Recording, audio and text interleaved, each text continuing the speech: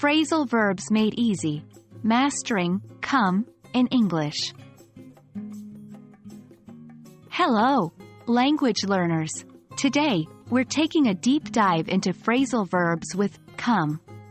We're going to break them down, look at their meanings, and see how they're used in sentences. Phrasal verbs can seem tricky, but once you understand the context and see them in action, you'll be using them like a native speaker. Phrasal verbs consist of a verb and a preposition or adverb.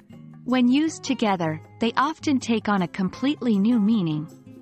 Come is a particularly versatile verb with many phrasal verb combinations. Let's take a look at some common phrasal verbs with come and what they mean. 1. Come across, to find or encounter, especially by chance. 2. Come up, to occur or happen, especially unexpectedly. 3. Come down with, to start to suffer from an illness. 4. Come into, to inherit or receive something, usually money or property. 5. Come round, to regain consciousness, or to visit someone at their house. These are just a few examples. The key to understanding phrasal verbs is to see them in context. Now that we've looked at the meanings, let's see these phrasal verbs with come in action. 1. Come across. I came across an old photo of us while cleaning the attic. 2.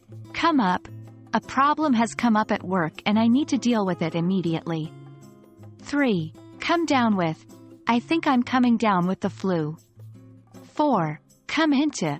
She came into a fortune when her distant uncle passed away. 5. Come round. I'll come round after work to drop off your book. Notice how these phrases change the meaning of come.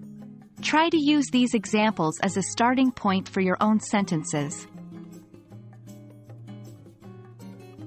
It's always helpful to practice with new vocabulary. Try to create your own sentences using these phrasal verbs with come.